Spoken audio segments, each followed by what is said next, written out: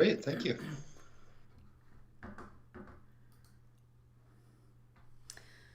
Hello everybody and welcome to another SACPA session. SACPA acknowledges that this event takes place on the lands of the Blackfoot people and the Métis Nations of Alberta Region 3, and we pay respect to their past, present and future cultural heritage beliefs and relationships to the land.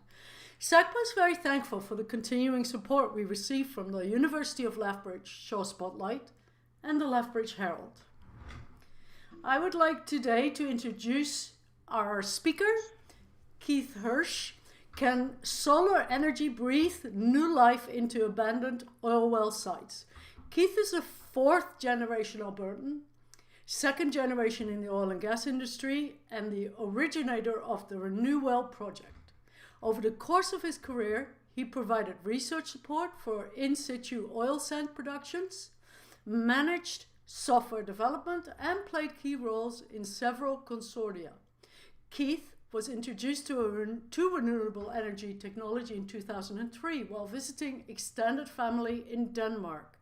Later that year, he founded Elemental Energy Incorporated to explore how conventional and renewable energy systems could be combined for a more sustainable future. Since 2016, he has worked with key stakeholders to create economic, environmental, and social benefits by repurposing Alberta's legacy oil and gas infrastructure to be a foundation for renewable energy development. In addition to his technical experience, Keith is trained in group facilitation and conflict management. Keith, thank you so much for your time and for joining us, and we're very excited to hear your presentation. Thank you, Annalise. I really appreciate the opportunity. I guess we should start with the first slide. Okay. So just for a little bit of background, as Annalise had mentioned, I'll be talking today about reusing abandoned oil and gas sites in southern Alberta as a foundation for solar energy development. And I should also mention that I'm having this opportunity today. I'm really grateful to SACPA for the opportunity to speak to the Lethbridge area. I'm actually born in Lethbridge on Blackfoot territory and grew up in the Tabor area. And I'm having this opportunity to present to you today from Vancouver Island in the lands of the Cowichan people, Coast Salish people on Vancouver Island. The topic I'm going to be talking about today does certainly have connection to sort of the Indigenous way of recognizing what resources are available in a landscape and how these resources can be used for future generations. So I'll be talking today about the Renewable project in particular. As you can see, we have many project partners. This project is funded by the Municipal Climate Change Action Centre, which is part of Alberta urban municipalities and also rural municipality associations, St. Mary River Irrigation District, the Municipal District of Tabor, Irrigation Power, which is the power generation component of SMRID, Tabor Irrigation District, and Raymond Irrigation District, and Renewable, which is my company. So to give a little background, we're facing a lot of challenges today in the energy business and in the energy industry. And this is certainly impacting Alberta and has been over this past decade. And one of the major issues that we are facing is that we're seeing an increasing dependence on unconventional gas and oil, like the oil sands and shale production. And this is because the conventional resources that we've depended on over the past decades are reaching an end. Now, we're also aware today that COP26 is happening in Scotland, and there's a lot of discussion about capping oil and gas production, coal production, and so on. And this can really be a major impact on economies like Alberta, where there's a high dependency on energy development. But good news is that even places like Saudi Arabia have recognized that there is a transition that is happening and that there are opportunities within this transition. So one of the things that I want to talk about is that there's been major breakthroughs, and this is certainly very visible in the Lethbridge area and southern Alberta, in terms of renewable energy development. This is something that when I started in renewable energy back about 15, 17 years ago, wind was really the up-and-coming technology. Solar was something that was a dream, but it was really not commercial at that time. But one of the things that's happened is that in the 2010, the U.S. Department of Energy put together a sunshot program aiming to try to bring the cost of solar generation to $1 a watt within a decade. And they actually achieved that goal 2 years earlier than expected. So in 2018, they achieved that goal. Now, what that means is that the cost of energy production from solar has becoming cost competitive with fossil fuels in many places in the world. And we're seeing certainly the impact of that. And you can see on the slide on the right, the Claresholm Solar Project. Oh, I'm sorry, Annalise. Thank you. Sorry about that. The Claresholm Solar Project, which is one of the larger solar projects in Canada. And we know now as well that the Traverse Solar Project is moving ahead north of Lethbridge and is going to be the biggest one in Canada. Now, so there's great news in the solar industry. Next slide. But if we look at the cost of the energy generation, you can see on the right-hand graph that solar has been dropping consistently over the past decades. We've gone from a price of about $8 a watt for solar generation down to $1 a watt. And as that cost has declined, the amount of solar generation capacity has increased. And now it's at a point where in Alberta, the cost of generating electricity is about $4 a kilowatt hour on levelized cost of electricity generation. And that's equivalent to about $20 a barrel. On the other side, if we look at the cost of oil production, now, of course, oil and gas has been the foundation of our economic development, not just in Alberta, but worldwide for decades. And it's really brought us prosperity that we enjoy today. And year on year, there's been a need of increasing oil and gas production to satisfy the needs of the economy. And you can see that in the green line that's showing that growth of that oil and gas has been able to meet that energy demand. But on the other side, if you look at the red line, which is the cost per barrel, you can see that the cost per barrel has been steadily increasing since about 2000. That's the cost of producing a barrel of oil. And along with that, there's an energy cost. The energy cost of finding the oil and extracting it and getting it refined and usable for the economy. And that cost stayed the same for about $5 a barrel up till the year 2000, and then began to climb as this need for the as the conventional oil declined and more unconventional oil has been incorporated to fill that gap. This is really evident on the next slide. If we look at what's happened in Alberta, in southern Alberta, we've had this wonderful resource of the light oil fields that follow the Manville Trend from the Montana border and north to central Alberta. And this is the kind of oil that you drill a well and you can produce it. It flows or can be pumped to the surface. And the same with natural gas. You could drill a natural gas well and immediately produce it. But this conventional oil has been declining since the 1970s. And the same with natural gas. And what has taken its place is the unconventional oil from the oil sands, which has been growing steadily in production from about 1 million barrels a day back in 2000, or just under 1 million barrels a day, up to over 3.5 million barrels now. But the cost of both the energy cost and also the economic cost of producing this oil is much higher than the conventional oil. If we look at the next slide, you can see that the decline in the conventional resources has not been through lack of trying. There's been, over the history, Alberta's history, there's been more than 450,000 wells that have been drilled. And about 40% of these were drilled between 2000 and 2019. And all during that time, the conventional production still declined. So in spite of all of this drilling, the conventional oil resource has declined, which is a sign of a mature basin.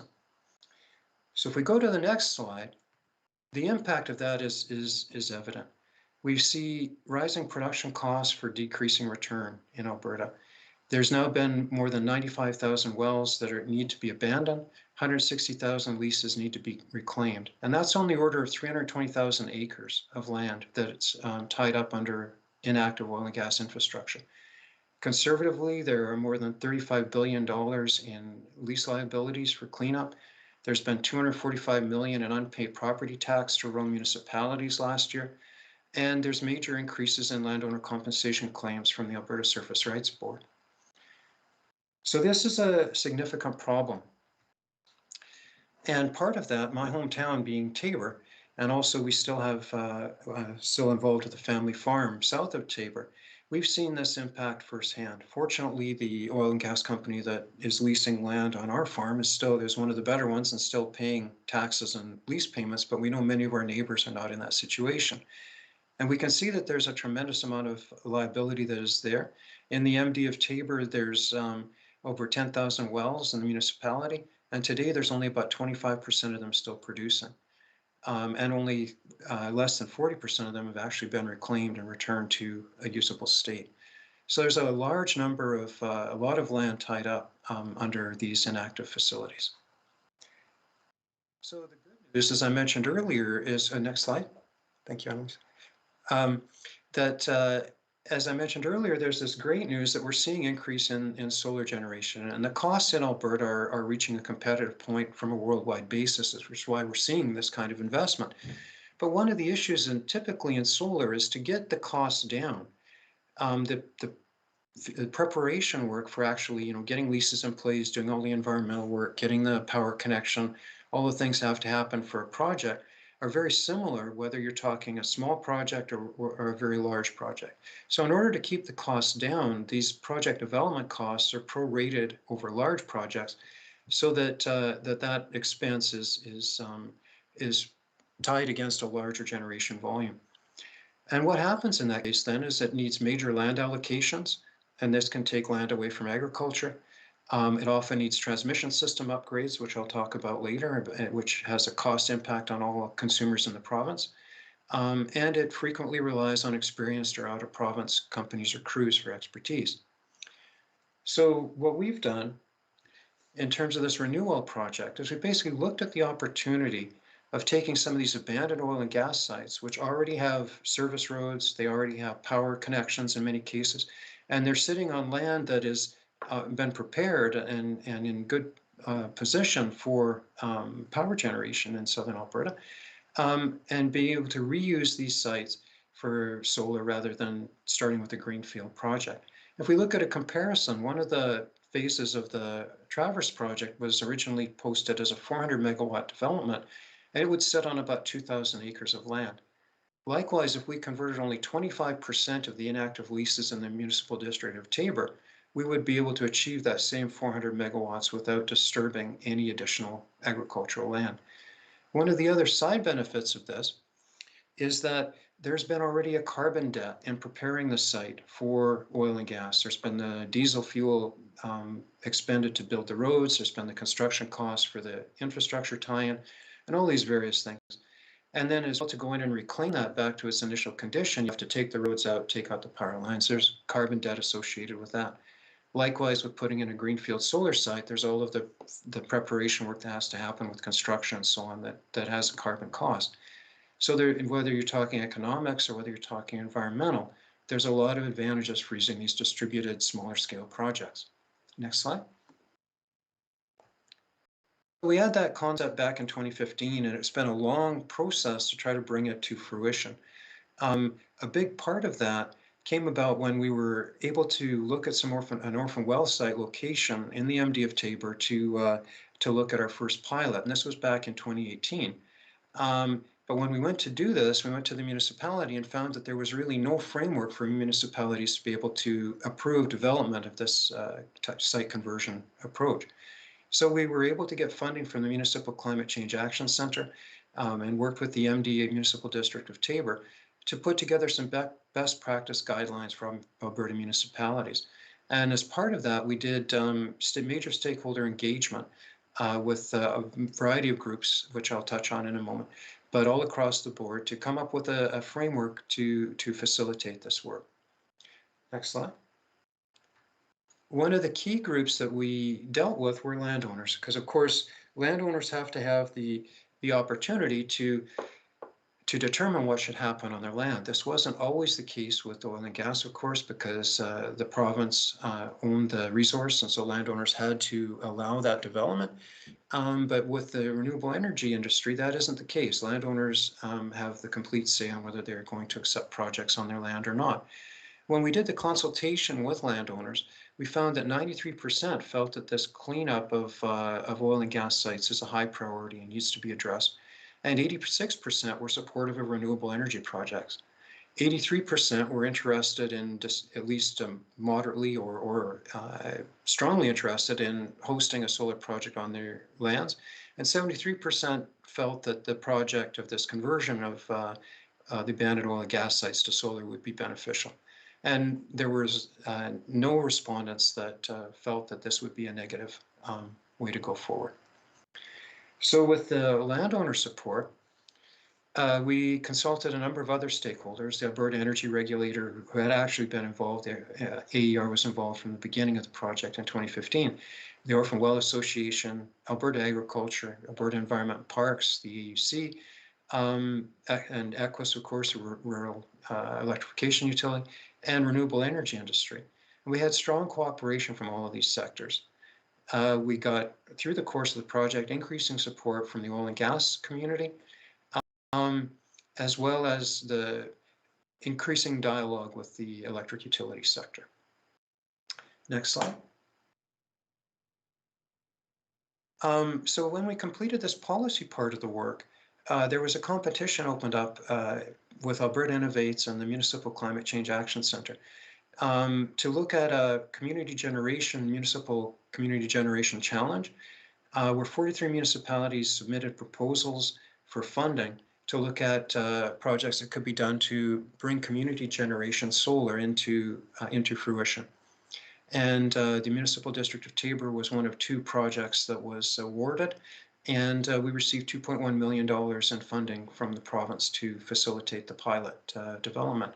This funding was announced in August of 2020, and it's to build 2 megawatts of solar on, it would turn out to be 2 OWA, Orphan Well Association leases in the MD. Irrigation, which is owned by, as I mentioned earlier, the Raymond, Taber, and St. Mary River Irrigation Districts, will be the owner of these projects. Next slide. Now, it's important to bring up why Irrigation would be involved.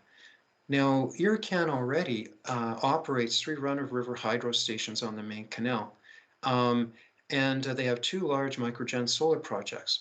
Irrigation is providing $1.5 million in funding in return for project ownership on this project.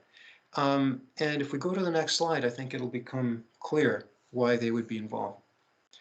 One of the things that we see in Alberta is that large-scale generation projects, whether we're talking the large-scale solar and wind projects, or whether we're talking about the cogeneration projects that use wasted heat from the thermal oil sand operations to generate electricity, these large-scale projects require transmission upgrades, typically to get the power to where it's used. And these transmission upgrades are passed on to the consumer as cost increases. For example, there was a recent transmission upgrade done in central Alberta, and it was documented that it's going to cost Alberta ratepayers ½ cent per kilowatt hour for the next 40 years to pay for that upgrade. And not only do these transmission upgrades require expenses, but they also take land away from agriculture. So since 1999, when deregulation happened and the power market in Alberta was split between transmission companies, distribution companies, and power generation companies, delivery charges have tripled. At the time that in 2000, Laurent Torrey, who was, I believe, a chairman of St. Mary River Irrigation District at that time, and also was he brought into stakeholder consultation with the Alberta government on utility deregulation. He predicted that this would be a major impact on irrigation farming because of the power requirements that irrigation has for pumping water to the sites and also to the fields. And at that time, the power cost for irrigation farmers was 7 cents a kilowatt hour. That was 5 cents for energy, 2 cents for getting the power to the irrigation equipment for transmission and distribution. As we're sitting today, it costs about 13 cents for distribution and transmission, and still about 5 or 6 cents for the energy.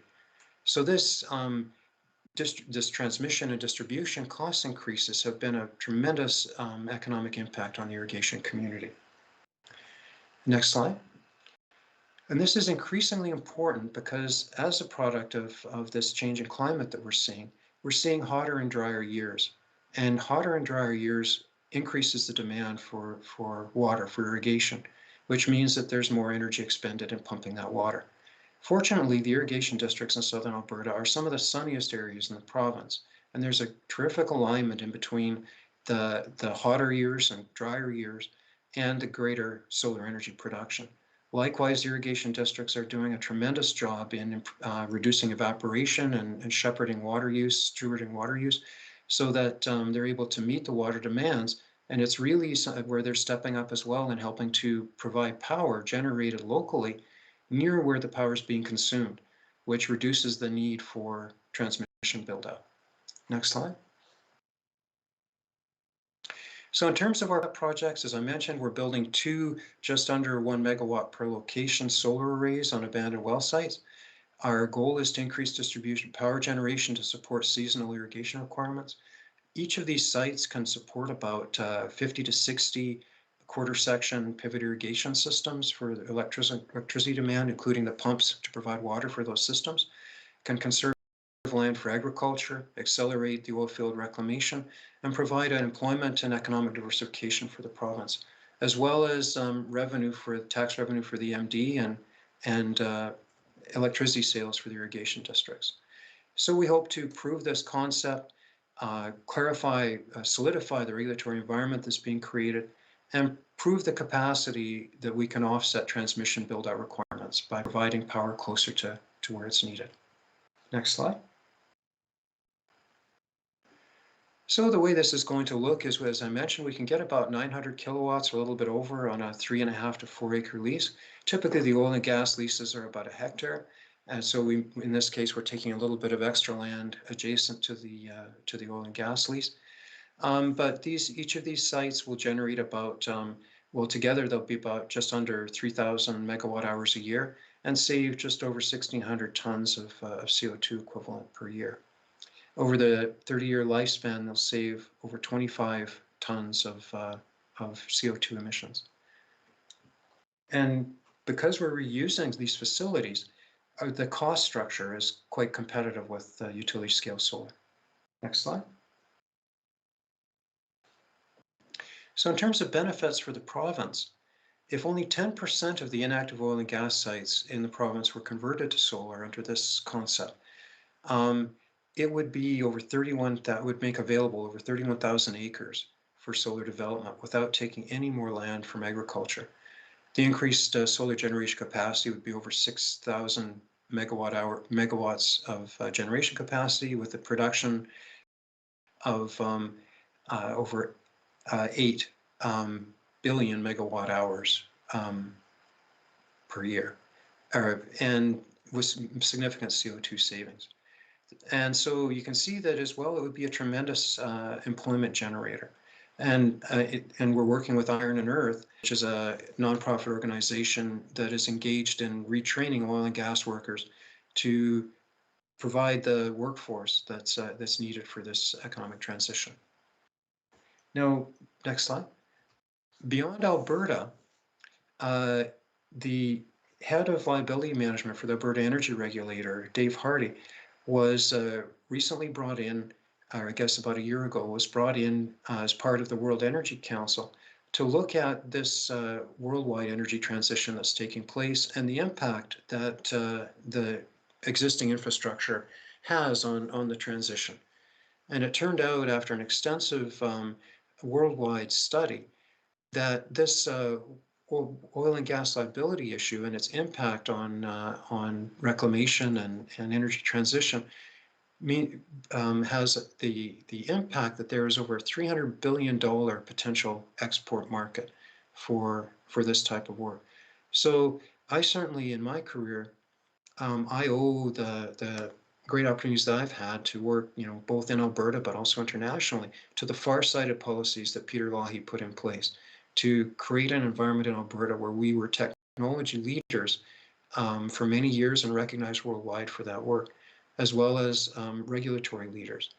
And we now again have an opportunity in this phase of energy transition to take that same stance and to take a lead for many jurisdictions around the world that are also dealing with this energy transition crisis. Next slide. So in terms of benefits to the community, we believe that this pilot project itself will have a number of benefits to the local community. And we're also working with Canadian Solar on a commercialization rollout to make this a more broadly applicable program within the province, and especially within Southern Alberta. Next slide. So our vision is really to do what Alberta does well, and that is to bring together government, the oil and gas industry, renewable energy companies, and academic institutions to work together to prove the value of integrating the solar power generation into the mature oil and gas infrastructure. To accelerate the cost-effective closure of these sites, it turns out that we can save about 40% on reclamation in these site conversions, develop a model for sustainable energy and an environmental bond associated to make sure that we don't end up with a solar cleanup in 40 years like we're currently dealing with oil and gas, and to help achieve Alberta's clean power generation commitments.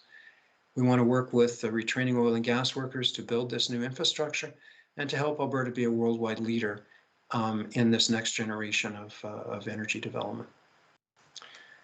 So that's all I was really wanting to present for today. Once again, I'd like to acknowledge our various partners.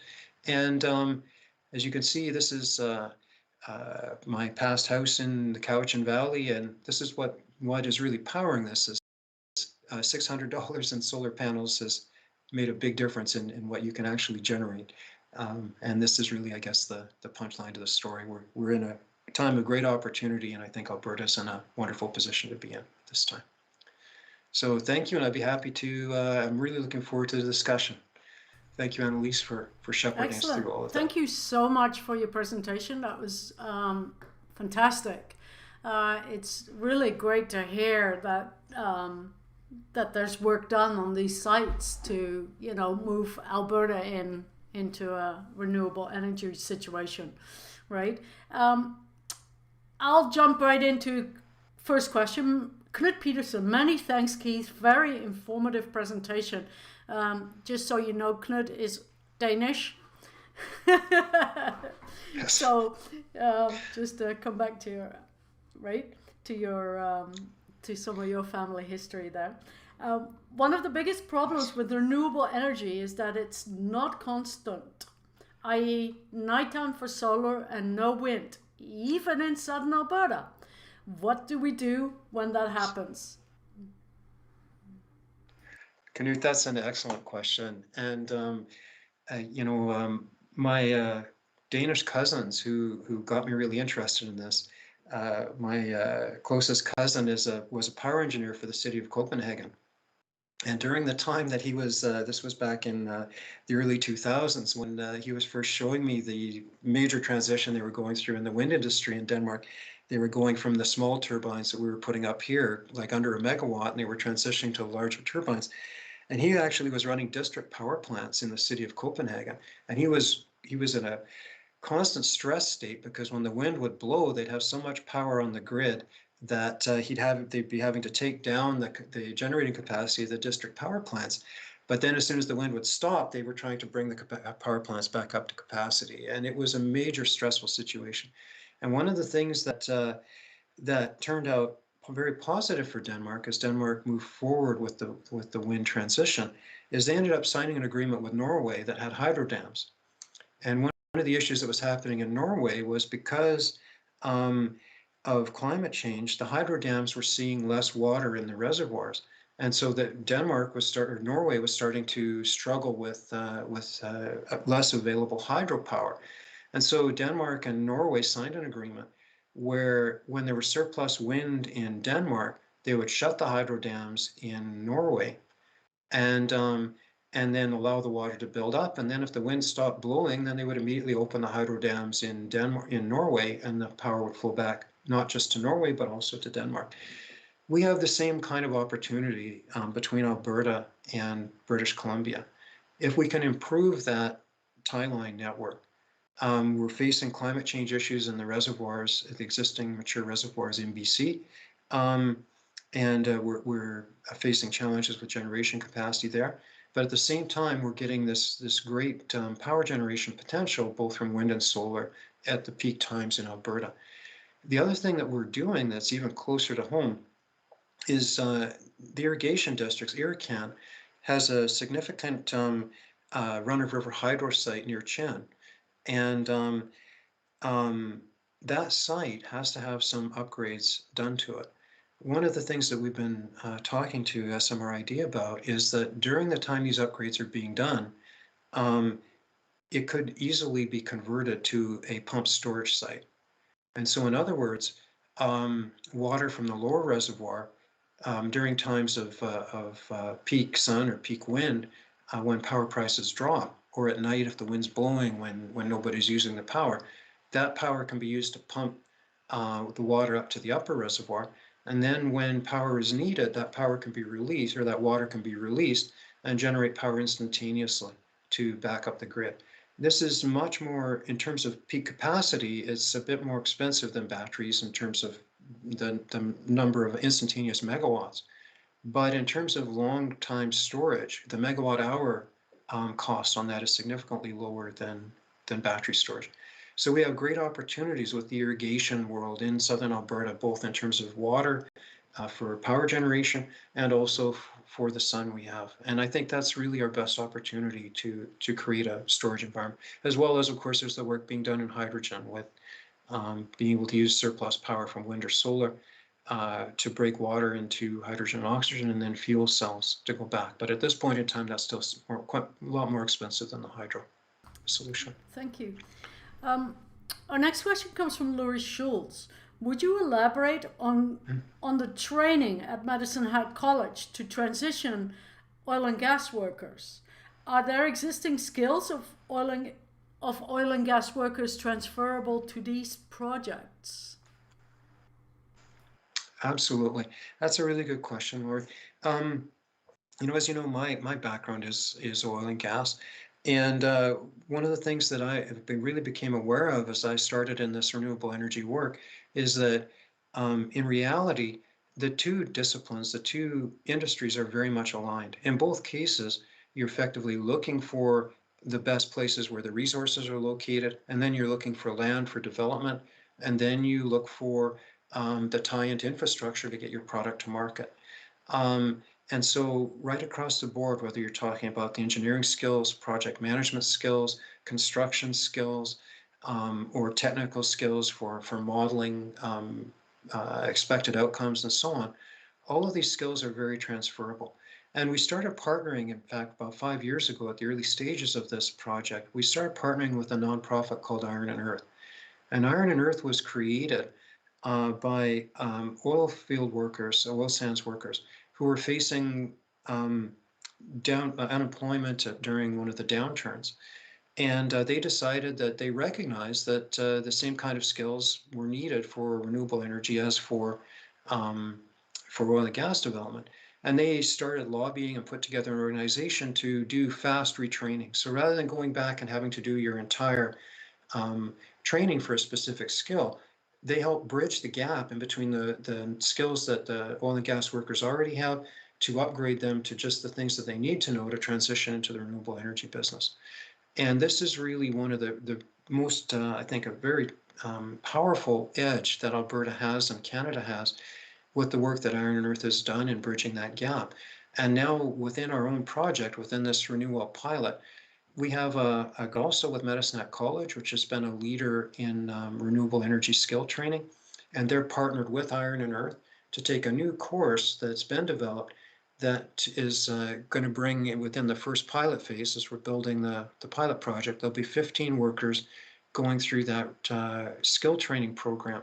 And it'll be about 1 week of classroom and theory, and then 1 week of actual hands-on construction and work at the site.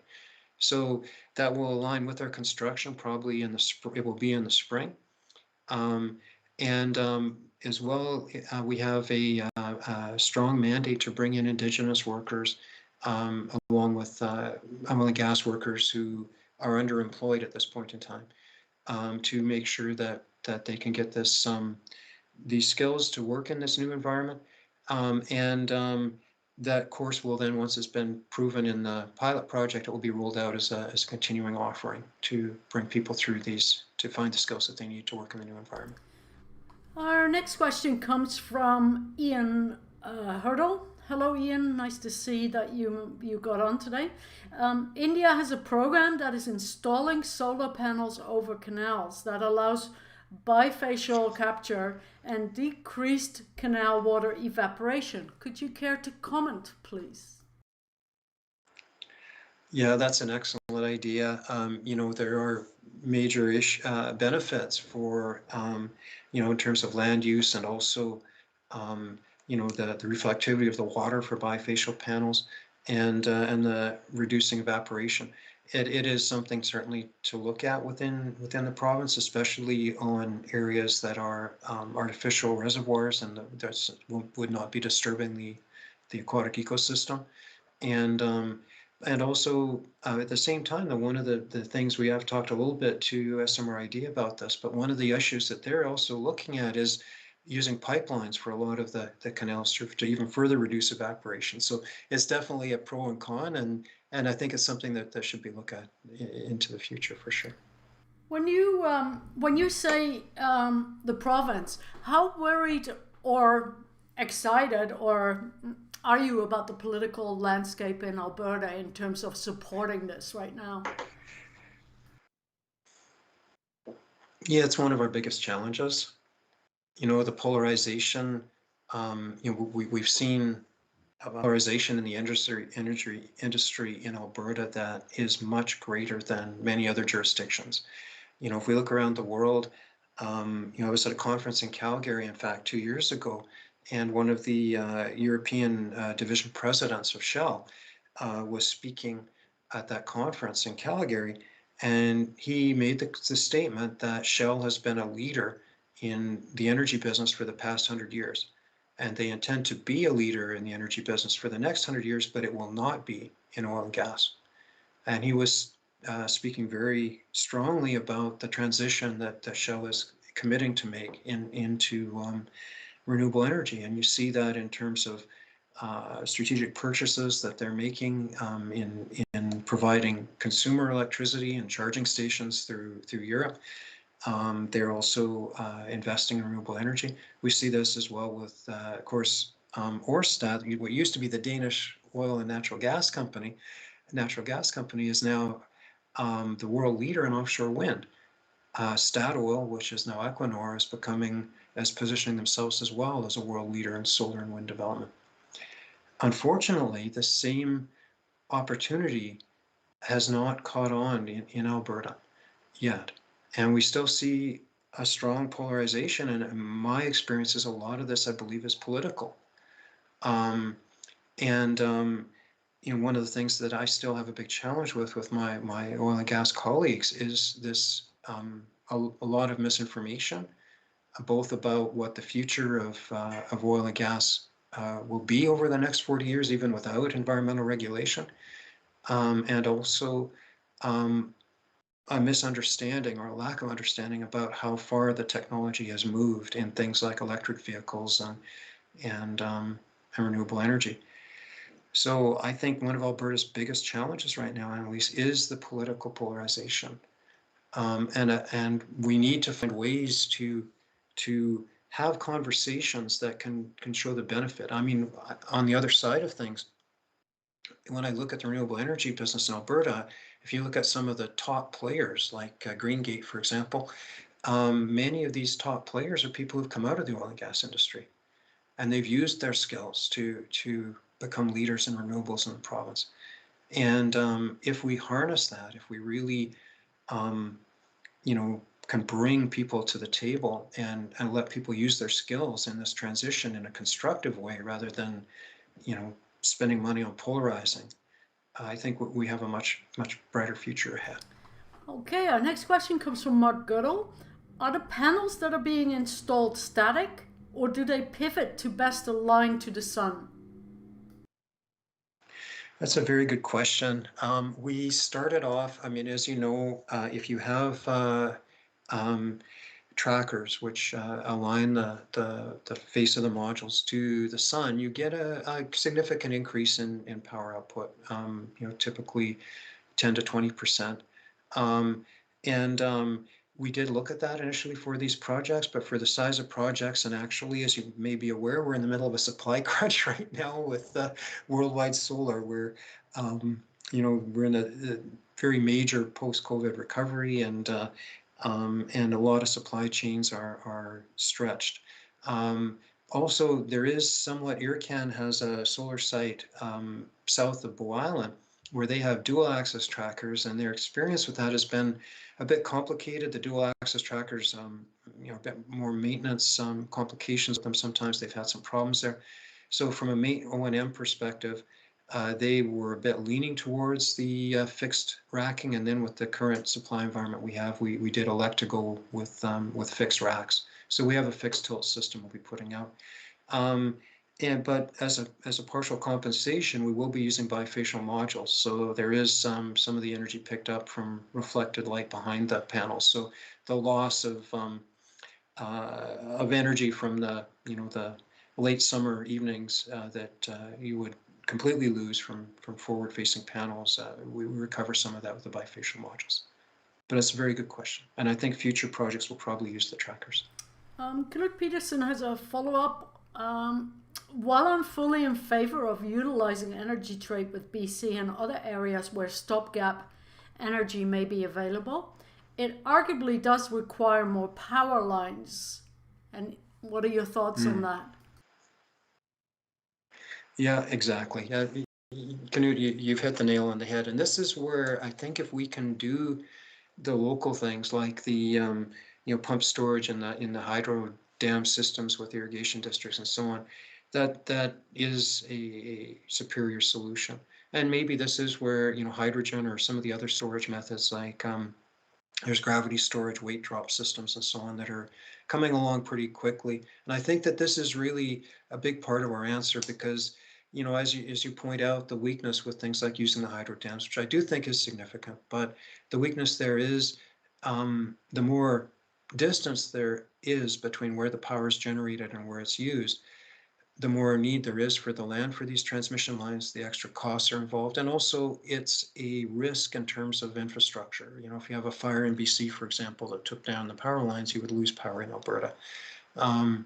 So, I think one of the things that we need to get to, and I think it's a big challenge that we're facing in Alberta right now, is that there is a drive still in the province to build transmission and make big generation projects. And my feeling is that from just a energy security, from a sustainability perspective, that there is more value in things like microgen and local storage and the local generation. So yeah, there are a lot of potentials, and this technology is evolving rapidly. And it's certainly going to be, I think, one of the big issues in the future is going to be this local generation, local storage. Our next question comes from Laurie Schultz. There are over 3,000 abandoned and inactive wells in Alberta. What can be done to increase transitioning and or reclaiming these wells? Are there private investors who are interested or other municipalities? Really good question again, Laurie. Yeah, the 3,000, in fact, those are just the orphans. Those are the ones that are under the orphan well jurisdiction. So those belong to companies that have gone bankrupt. There's other ones that are still owned by operating companies. We're in the tens of thousands. and or hundreds of thousands actually. There is an interest with with private investors and with industry. What it's going to take, I mean, our biggest obstacle so far in the pilot has been the interconnection. The number one thing that will speed this up is if we can get a guaranteed interconnection process. In Alberta, if you're doing a 1 megawatt project or anything up to 5 megawatts, if you're consuming the power yourself, you can go under the microgen program. And the microgen program, you have a fast track path to interconnection. You have guaranteed timelines. Within a few weeks or at minimum a couple of months or a maximum a couple of months, you can have your interconnection approval and you can get ready to go. We're still in the place where it takes over a year just to get the interconnection agreement in place. And that's for a 1 megawatt project. So, I think our best hope for advancement is if we can streamline the interconnection process, so that we can get faster and more guaranteed timelines and more secure costing on connecting these projects to grid. That will be one of the biggest advantages. Also, we're starting to get interest finally from the oil and gas industry. We do see in southern Alberta, where we have these mature fields, there's still a lot of oil left in place, but this oil needs to be recovered with other types of recovery mechanisms, things like CO2 injection, or in fact, where our farm is, it was the pilot for the alkaline surfactant polymer flood that Husky initiated in early 2000s. And this is by injecting chemicals with the water used to produce the conventional oil. It reduces the surface tension and facilitates the flow of oil from the reservoir. So many of these fields that are abandoned, there's still 70% of the oil left in place. But to recover that oil, it takes a lot of power to run the pumps. And this is an opportunity to put solar in on some of the sites that are no longer producing to run the pumps for the rest of the facility. That we're starting to get interest finally from the oil and gas industry in doing some of this work. Now, in the end, I mean, I have to say very plainly that even if we had all of the breaks in the world, the type of work we're doing with renewable for solar conversion, we could only address about 10% of the sites in the province, but in terms of proximity to power lines with capacity and so on. There are other methods like geothermal, lithium production, and hydrogen production, which can reuse other of these sites. But there needs to be greater clarity on the regulatory side about who takes the ultimate liability, how is the liability transferred, and in many of these things like geothermal also need to be able to connect to grid. So there needs to be a clear framework from the province about how they want to support this, and there needs to be better connection between the regulators. Energy Futures Lab, in partnership with Canada West Foundation, did a major report on this called the LEAD report that made recommendations to government, and we were able to be part of that. But it's going to take a clear direction from government, and then if the clear signal is there from government and the regulations are in place, there is money in industry. Like, for example, I'm aware of many of our companies in Alberta are having trouble, energy companies are having trouble attracting investment because they aren't meeting the ESG metrics, the environment, society, and government metrics that many investment companies demand. And in some ways, we've been doing a bit of a campaign to discredit the need for this ESG measurements, or to just claim we have good ESG numbers. But we need to have these things being measured and being verifiable, which we have not done a great job at. If we can do that, and part of this site transition is part of improving those metrics, we can attract investment money that will come into the province. So, I think it's really a holistic approach. And also by, doing these sites, like for us to do, say, 10 megawatts, it takes 10 sites. But we may be in a situation where, there's 40 sites around, we can bring crews in, reduce the cost on all of the reclamation by doing the work at the same time. And so it's proving, I think, that we can be a stimulus for reducing the costs and accelerating these site closures. And at the same time, we can improve these metrics and attract more investment.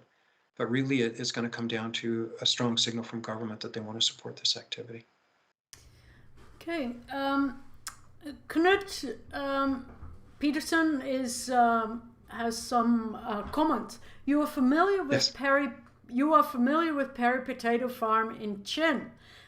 They Yes. have been using their organic anabolic digester gas to generate electric energy, but are now upgrading the gas and selling it to BC. Yes. If more local organic digesters were available, they could potentially pick up the slack. Lots of available options if there is money to be made. That's an excellent point, Knut. Thank you for bringing that up. I was just talking to my colleague Ryan Tarini from Canadian Solar, and he brought up exactly this point about Perry Farms. And I do want to commend you, Knut, and all of the people at Perry Farms. You have set a very high standard in sustainability, and I think that's a huge credit to the province. And you're right. I think if there's money to be made, these things will grow.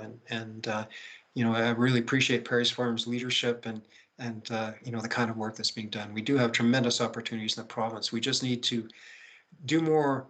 I think the province could do a better job of showcasing these very positive examples and maybe spend a little less money on trying to fight the perception of bad environmentalists trying to close down the province that has been painted. So maybe if we can change the messaging and talk about our strengths, I think we've got a very bright future. Okay, our next question comes from Mark Goodall. Isn't the deregulated situation in Alberta actually beneficial because private companies can profit from installing solar, as apparently is happening with the big solar projects? Should not the building codes require solar-ready roofs on all new construction? Those are two really excellent points. And you're absolutely right that the deregulation and the power market for generators is what is making Alberta a hub for all of Canada. That's why Amazon is, for example, funding that wind farm or the solar farm in Travers, because they're buying their renewable energy for all of Canada from that one location. Alberta's market for generation is a perfect model for the kind of work that we're doing and has really enabled this. However, what's really important to note is that the power market in Alberta is only deregulated on the generating side. And this free and open competition that's happened in generation has kept the power prices low. Our energy price per kilowatt hour has remained at about 5 cents, 5 to 7 cents for many years because of this competitive market. But the market is not competitive in distribution and transmission. These are regulated monopolies. And these regulated monopolies that are running the transmission and distribution lines, they have a guaranteed profit of 8%, but that profit is only made when they can build new build-out. So if they want to increase their overall profit, they get the same profit margin, they have to actually increase their asset base, which means they've got to build more wires. And this is an old model for power systems. It's like, big central generation and lots of, wires to get the power to the load. This is crippling the potential for small-scale distributed generation, decentralized generation within the province, because there's so much emphasis placed on the way that we used to do things, because all of the regulatory framework is set up in the way we used to do things. Like, for example, there was, when Alberta was first privatized, one of the things that was done was that the Alberta government at that time in the late 2000s was trying to reduce methane emissions from flare gas, from oil and gas production. And one of the ways that they came up with to reduce this was to mandate oil and gas companies to put power generation if they were close to power lines, so that they would basically use the flare gas to generate electricity and then sell that to the grid. It turned out that when they were doing this, they recognized that it was actually saving transmission cost because they weren't taking as much power off the transmission lines to feed the loads within the distribution network. And the AU was that time, it was the UB, mandated that extra money be given to the power generators.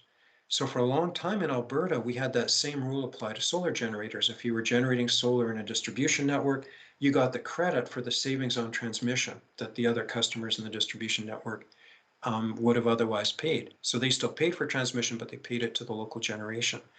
And we just lost that credit this year.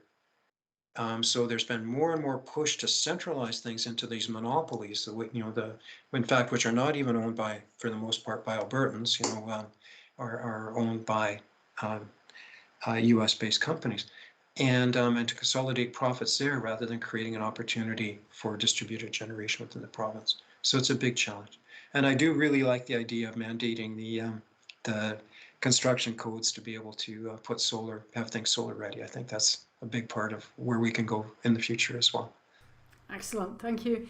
Our next question comes from Laurie Schultz. With respect to misinformation or lack of understanding of this technology, are there any documentaries or reports that would assist with a better understanding of this opportunity? Wow. Yeah, I mean, I found, in fact, the breakthrough thing for me is it depends on how much detail you want to get into, I suppose, but Deutsche Bank put out a report in 2015 where they showed worldwide that and documented that the proof that the solar industry had reached a point of cost competitiveness with fossil fuels, and that they correctly predicted the solar generation costs would continue to decline along the same kind of trend as we saw semiconductors going through in the 1990s in terms of power performance versus cost, and that oil and gas would continue to rise. And so that I could send a link to that. It's a very powerful. It's now 5 years old, but their predictions were spot on. So that Deutsche Bank report I found one of the most informative, and it really looks at all of the different aspects, but particularly the economic and technical side. I have to think a little bit more about some other good suggestions, but it is really something that is just the technology is changing so rapidly that it can be hard to keep up, and it's whatever I would point out to you today would probably be obsolete in 2 years' time. But I'll see if I can come up with some things, and I can put a link on the website. Thank you. Ian Hurdle, first of all, fair warning to our speaker, since Mark, and that's Mark Goodall, who's been asking questions, and Ian, Yes. himself are early solar panel adopters 10 years ago. So, Yes. and then Ian's question, would a distributed generation and micro generation have aided in the power cold snap shutdown in Texas? Boy, I can tell you, I've been in a number of debates about this. I think so. In the bottom line, yes. But that Texas situation had so many layers to it that that would be a topic of a whole other hour-long conversation. But the more that we can have generation and load coincident and storage coincident, the more robust things will be.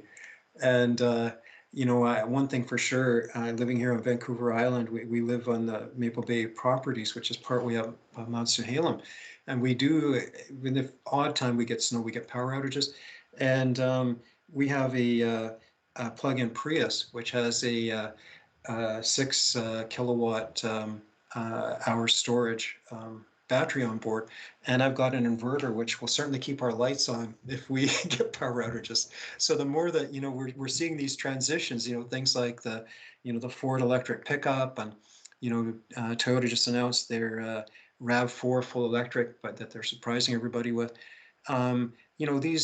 The electrification side of things is not only much more efficient, like if you look at, say, miles per kilowatt hour energy use in between fossil fuel and electricity, but also we have these distributed batteries that are going to be rolling all over the roads. And out here on Vancouver Island, you can't drive out of our neighborhood without passing 6 Teslas. That we're seeing a transition that is a huge difference, and I congratulate you on being early adopters. But now you can have your power walls or your electric cars charging at the when they're plugged in as well, and then you can pull power off the batteries at night. So we're in a new world, and it's pretty exciting times. Excellent.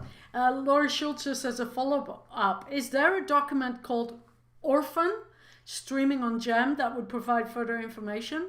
I may have the name incorrect. You're absolutely right, Lori, and I need to bring that up. We were invited to be part of that documentary. It's called Orphan. I can put a link to that in the chat stream. It was actually done by Jillian McKercher. She is a daughter of two geologists and actually had a career in the oil and gas industry before she went into filmmaking. And she filmed that documentary last year in southern Alberta, or I guess earlier this year. And it just streamed, started off, was broadcast actually on CBC second week in October. And it's now available on GEM.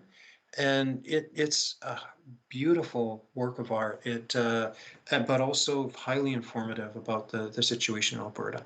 And I highly recommend it as a good starting point to seeing where we can go and where we are in this transition.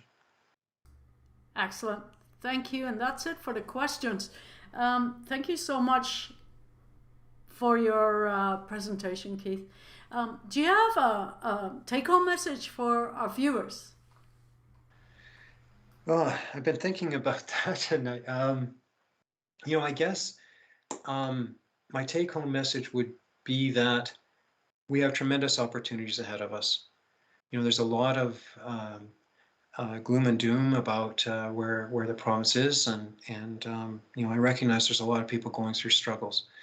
I don't want to minimize that, but we really do have a situation with the workforce, with the talent, with the kind of innovative capacity that has been the trademark of Alberta for these, for certainly the last few generations. That there's a lot of opportunities ahead. And I'm really looking forward to seeing where the province goes in the future. Excellent. There's many thanks in the queue. Danish, Knut thanks you in Danish. I won't. Many tak. Many tak is right. I hope your presentation will spark much interest. Then Laurie Schultz, Keith, thank you for your thought-provoking presentation. It gives one hope for the opportunities within the energy transition. And then Ian Hurdle, thanks, lucid, well-rounded. On behalf of SACPA, thank you so much for your time here today and for your very insightful talk.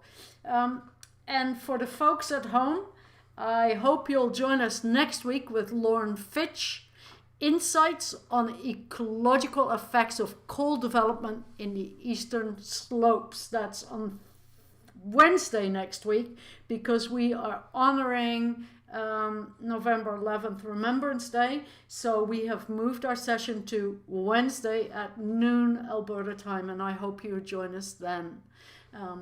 Thanks.